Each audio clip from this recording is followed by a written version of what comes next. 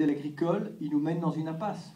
On sait bien que le modèle énergétique aujourd'hui, qu'on fait au-delà du nucléaire, bien entendu, mais qui s'occupe de la sortie du pétrole? Personne. Qu'est-ce qu'on fait? On attend que le baril de pétrole soit à 300 $ pour livrer en pâture. L'autre jour, j'étais à Clichy-sous-Bois et j'ai visité un immeuble d'habitation qui n'avait d'immeuble d'habitation que le nom, avec des petits copropriétaires. Ils avaient 650 € de charges par mois. Alors ceux qui ne voient pas le lien entre l'enjeu écologique et la justice sociale, on se fera fort de leur montrer les liens de cause à effet. C'est tout ça que cette campagne va nous permettre de porter, avec évidemment un grand écart.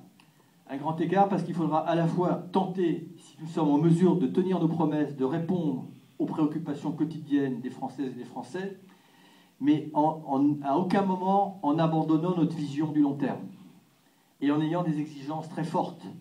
Parce que, évidemment, on va essayer d'apporter quelques réponses très concrètes, mais il ne faudra pas oublier que si on veut régler l'ensemble des problématiques ici et ailleurs, et notamment les rapports Nord-Sud, il y a un moment ou un autre, effectivement, il va falloir refaire revenir dans l'économie réelle et dans le périmètre de la réalité toute cette économie, toute cette industrie de la finance qui s'affranchit justement de la solidarité. Donc on aura évidemment des entrées très différentes dans cette campagne. Mais c'est une campagne présidentielle. Et donc il faut avoir de très fortes ambitions, bien entendu. Et une forte volonté, une forte détermination. Mais c'est aussi un moment, la campagne présidentielle en France. Oh, je reconnais que c'est un moment un peu exacerbé de la vie politique. Les médias adorent, hein, parce que c'est un feuilleton, il y a des personnages, il y en a qui trébuchent, qui se relèvent, etc. etc. On s'en fiche. On s'en fiche puisqu'il y a une attention des médias, il y a une attention de l'opinion. Nous, on va y donner du sens, on va y donner du contenu. Bien sûr. Puis on va en profiter quand même, et je vais conclure là-dessus. Mais pour redéfinir un peu ce que j'appelle les fins. Et pas confondre les fins et les moyens. L'économie, c'est un moyen ou c'est une fin? L'entreprise, c'est un moyen ou c'est une fin? C'est des questions essentielles pour moi.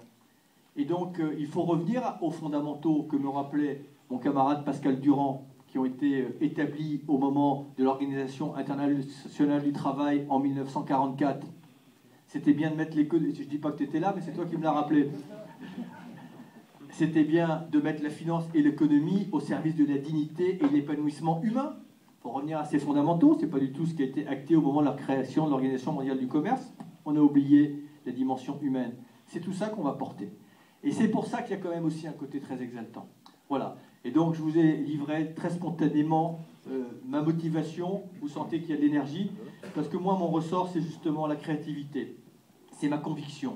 Et je porterai, je donnerai tout ce que j'ai sur ce ressort-là et pas sur d'autres ressorts. Et faites-moi confiance si nous sommes choisis pour porter cette campagne. On ne va pas vivre dans une bulle fermée. Parce que d'abord, j'ai bien trop conscience que la tâche est immense. Croyez-moi, mes épaules, j'en connais la largeur. Et je sais bien qu'on aura besoin de chacun. Donc on fera vraiment une campagne collective. Et cette campagne, elle ne se réussira pas uniquement en intensité ou en quantité. Et ça, c'est presque une consigne que je donne maintenant, c'est que cette campagne, elle va se gagner en humanité. Et c'est là-dessus qu'on gagnera. Voilà ce que je voulais vous dire.